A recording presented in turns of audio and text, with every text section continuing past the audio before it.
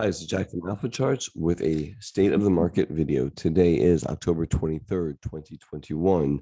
Before we get started, this video is for informational purposes only. These are not recommendations to buy, sell, or hold any stock or security, and I may hold positions in some of the equities mentioned. Know your time frame and risk tolerance. All right, before we get started, I'm on Twitter at AlphaCharts365. Also, if you can, like and subscribe to my YouTube channel. It really does help me out, and I really do appreciate it. Thank you very, very much. All right, starting with SPX. So price got back up to all-time highs.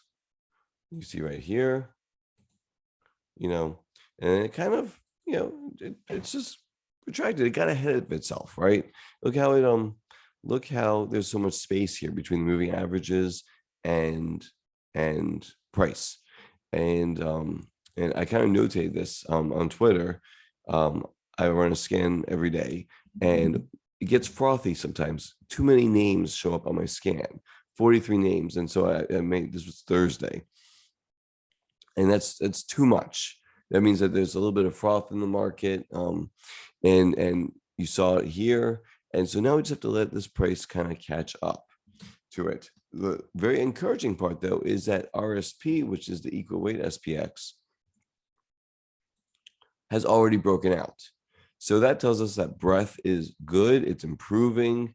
It's going higher. So when you see the equal weight going higher, that's really positive price action.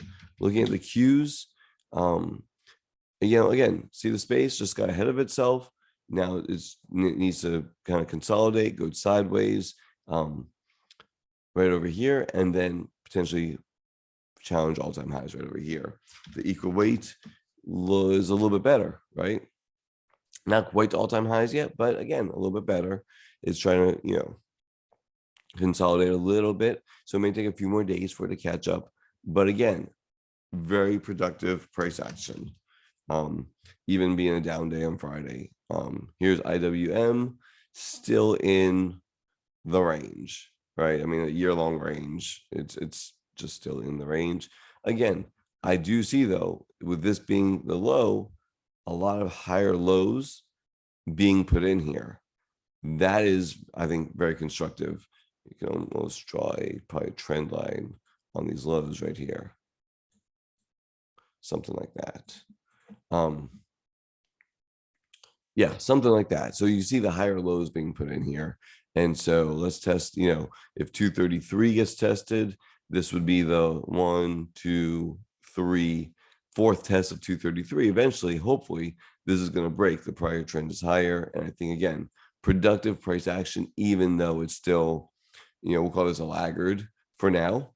If it breaks out, it may become the leader. What's nice to see is that the mid caps already broke out, right? That's the productive price action. That's really good to see. It's an equal weight index, mid caps. So if people are putting money into mid caps, I think that's pretty good. And just let's look at IWO, which usually looks just like IWM. It does right now. So again, higher lows being put in, but still within a range. So I like that the mid caps have broken out already. That's MDY, and RSP is broken out, the equal weight SPX, and equal weight Qs are looking productive, even better than the Qs themselves. I think all that is extremely productive price action. Looking at the important subsectors, we have financials, we'll call it leading the market at this point. So they're doing really good. So financials are leading, not only participating, but leading. I think that the market is probably in pretty good shape. And so we are seeing that. Looking at SMH, SMH looks a lot like the Qs, not quite back to all-time highs, but very productive price action. Nothing that concerns me on this particular chart. So it's participating, not quite leading yet. I think SMH is the most important subsector in the market. So I would love to see this start to lead, because it's really hasn't done a ton this year. So, and it's probably just building energy, but again, it's not breaking down, and that's the important thing.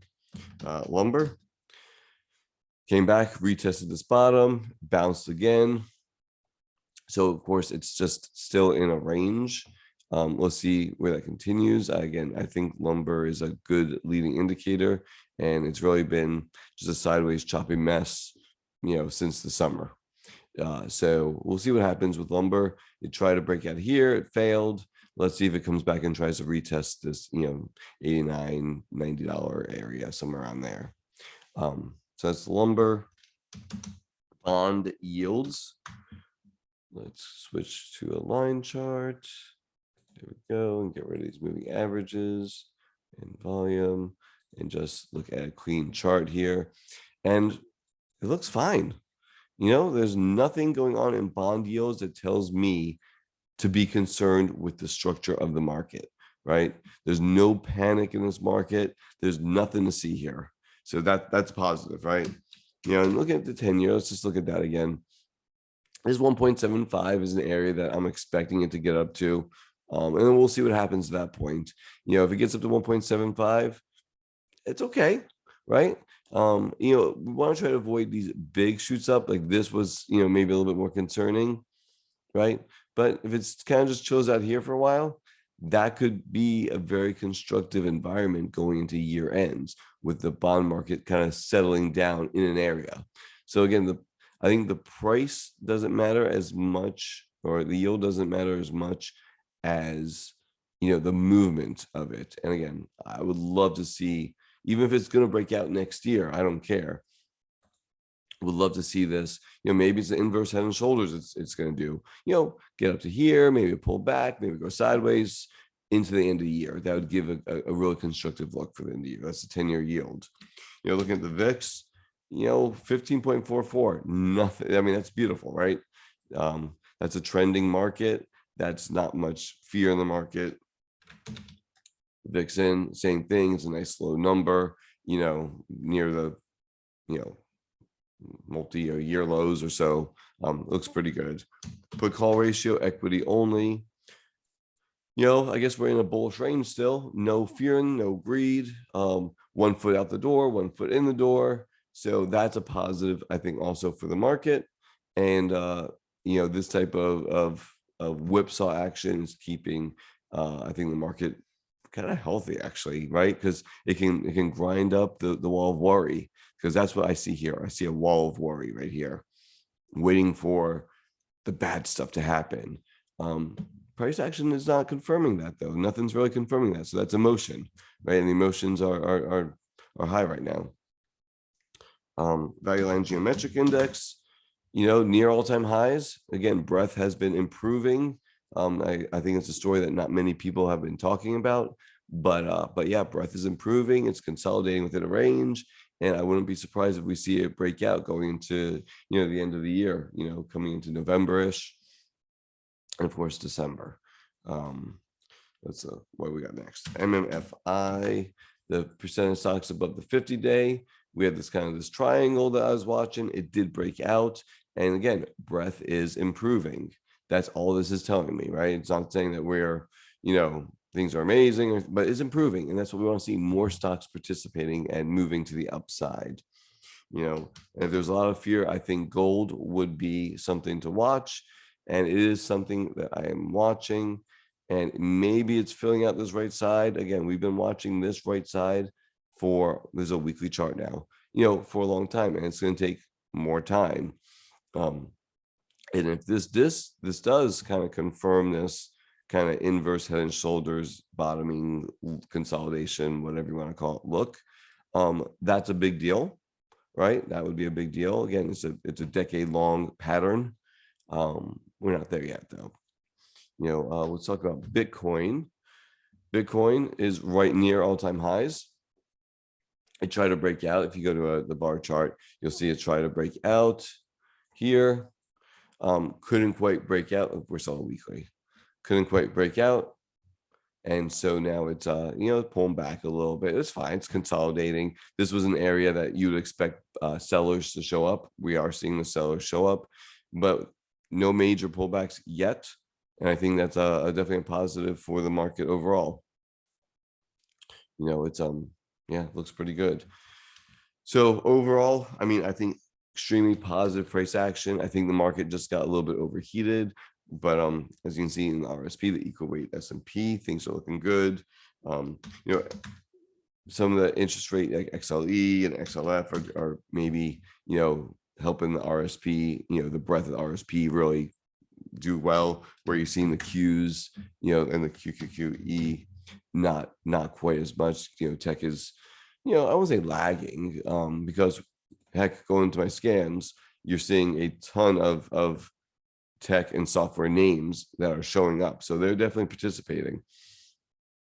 And I think there's a lot of good looking setups and bases that are being formed right now. So yeah, I think you know, don't know if the market needs another day or two to consolidate.